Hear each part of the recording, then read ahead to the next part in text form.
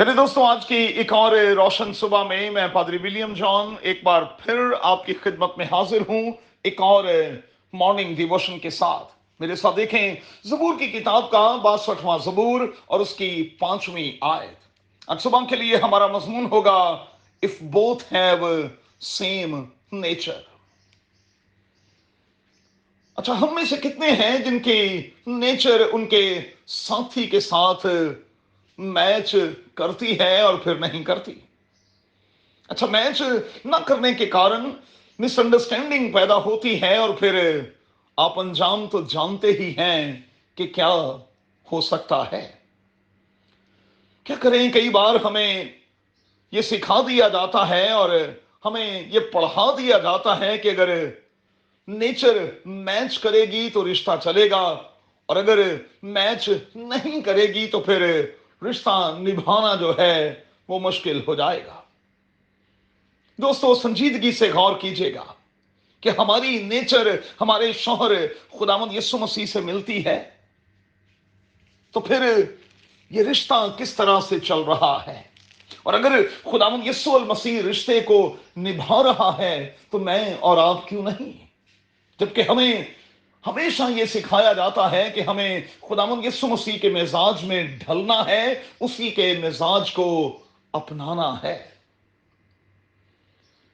मैं हमेशा कहता हूं कि निबाह करना हो तो सब कुछ मुमकिन है, सब कुछ हो सकता है। अब हमें इसके लिए अपने साथी के हवाले से अनकंडीशनल लव को अपने अंदर रखना होगा। उन तमाम चीजों से बालातर होकर सोचना होगा जो मैच नहीं कर रही। अक्सर लोग मुझसे ये सवाल करते हैं कि पादरी साहब, आप मुश्किल बातों को बयान करते हैं, और मैं हंसकर कहता हूं कि नामुमकिन बातों को तो नहीं। अक्सर कहा जाता है कि हम सेम सेम नहीं। अच्छा, कई बार थोड़ी सी देर के लिए जरा सोचिएगा कि अगर आप सेम सेम होंगे तो सब कुछ बोरिंग नहीं होगा। अच्छा, सेम हो तो बोरिंग, और अगर सेम ना हो तो ये हमें प्रॉब्लम दिखाई देती है। तो फिर सवाल उठता है कि हम क्या हों। अब हमें करना क्या है? दोस्तों, हमें दो काम करने होंगे। पहला, अपने थॉट प्रोसेस को बेहतर बनाना होगा।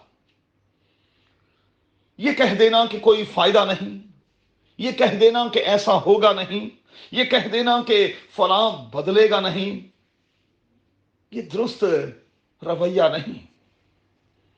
खुदावंद सब कुछ करने की कुदरत और सलाहियत रखता है। दूसरी बात, अपने बिलीफ सिस्टम को भी बेहतर बनाना होगा, क्योंकि कहा जाता है कि आपने यकीन कर लिया सो हो गया। याद रहे कि हर काम का ताल्लुक आपके अकीदे, आपके यकीन और आपके ईमान के साथ है। सो ईमान को, अकीदे को कमजोर ना पड़ने दें। खुदा सब कुछ कर सकता है, वो चीजों को, इंसानों को नया बना देता है। साउल की मिसाल हमारे सामने है। साउल साउल से किस तरह पौलुस बन गया, उसकी पहली जिंदगी पर गौर करें और फिर उसकी दूसरी जिंदगी पर गौर करें तो हमें यकसर मुख्तलिफ दिखाई देती है। मेरे और आपके मामले में भी दोस्तों ऐसा हो सकता है। अपने बिलीफ सिस्टम को दुरुस्त करें।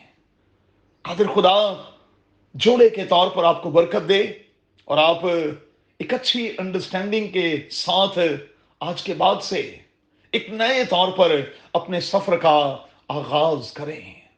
मैं आपको यकीन दिलाता हूं कि कादिर खुदा आपको बरकत देगा।